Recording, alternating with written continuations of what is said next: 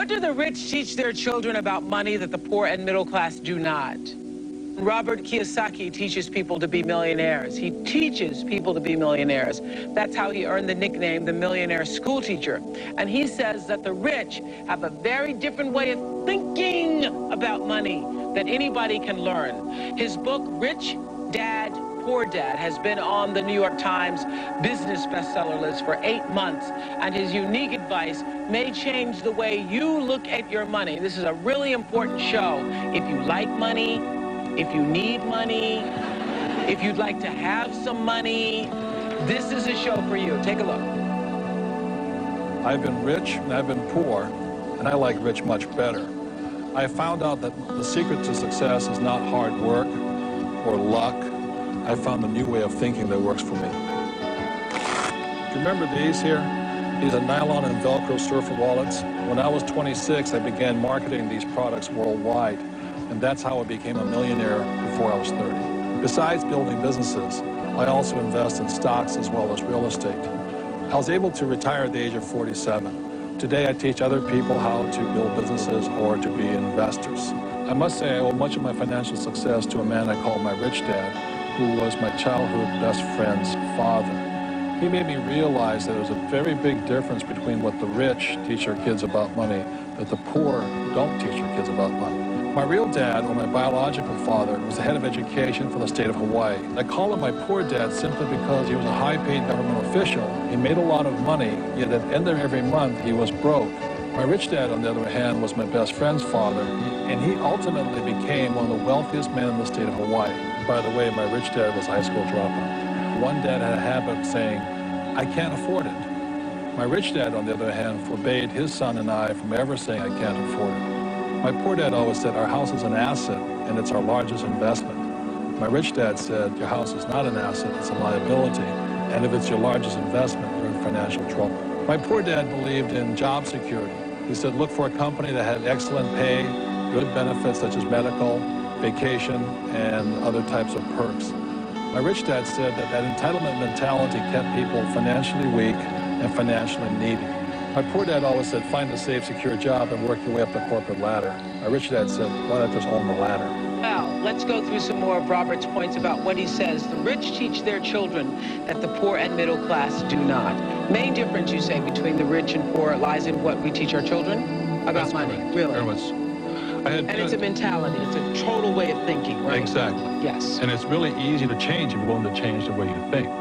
For instance, my poor dad was a very good man. For Japanese, he was 6'4", very smart, academic genius.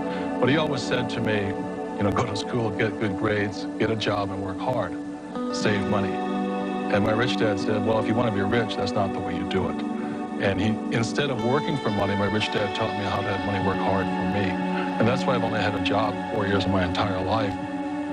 Other than that, I'm building companies or I'm investing, and that's all I'm doing. Well, the subject of money is taught at home, not in school, you say, because most of us learn about money from our parents, and it's only good if you have a rich dad mentality. My message to people is, you know, why struggle for money when you don't have to? You know, it's that really simple if you have good advice. The problem is money is not taught in school, and so what we do is we oftentimes follow in our parents' footsteps. We may do different jobs, but we oftentimes follow in the same financial patterns. And my rich dad used to say, you know, he says, you can't end poverty by giving somebody money. Giving a poor person money keeps them poor longer. Yeah. And that's what breaks my heart, because I want to help people change the way they think about money. That's all it is. Yeah. And I think one of the most important things is that I noticed between my rich dad and my poor dad was the vocabulary. My poor dad was a PhD in education, very smart man, but he had the vocabulary of a school teacher. And my rich dad had the vocabulary of a rich man. And so when I say to people, what's the first What do you mean by vocabulary? Well, I know what the word means, but what kind of vocabulary? Well, I sit around the dinner table and listen to both dads, and one would talk about algebra and geometry and trigonometry. Nothing that ever made me any money. Mm-hmm. And my rich dad would sit there and he'd talk about return on investment, assets, liabilities, discounted cash flows, etc. And a lot of people, you know, what you just said about your house is a liability, it's not an asset. Most people think it is their biggest investment. Yes, and that's one of the biggest middle-class traps. They say, my banker says my house is an asset. And my rich dad would say, if you can read a financial statement, you can read that your house is actually a liability. I'm not saying don't buy a house, and I like big houses, and I like the finer things of life. Just don't call a liability an asset. And what's trapping the middle class is they're buying liabilities they think are assets. I like what you say in the book, but this is interesting too, because I've always been a person who lived beneath my means. Now it's kind of hard to see. It doesn't matter. But I've always been a person who, because I just was reading about how the Chevy Chevette was the worst car, one of the worst cars ever made, and I had one of those little tin cans because that was the thing that I could pay cash for and not have to, pay interest and so forth. So I've always believed in living beneath the means until you could really afford to pay for stuff, mainly because I hate bills. Just hate bills. And you say one of the mistakes that middle class and poor people do is they try to look rich. So those are the first people to go buy the furs, the diamonds, the big TVs, and all the stuff, correct? Right. My rich dad called it looking good and going nowhere. Love that. Yeah. My grandmother used to call it not a pot to piss in, but anyway, that's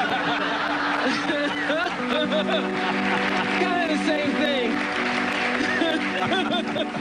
I'm glad you said that. I heard that too. Okay, they'll edit that somewhere. But anyway, it's the same principle. You have all this stuff. I know when I see people out, they got all the stuff and all the things, and but then when they go home, what? They have bills. They have bills. And they worry, and their health goes down, and it's not worth it.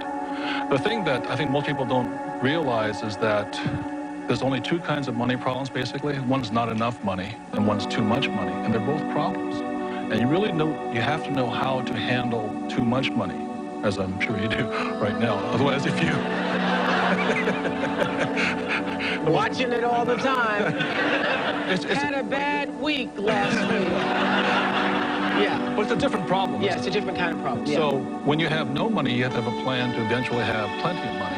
And then when you have plenty of money, you got to shift plans. Yes. And so that's why people who win the lottery all of a sudden get all this plenty of money, and they go broke again. And overwhelmed by it. Right, and they go because they've never understood how money works.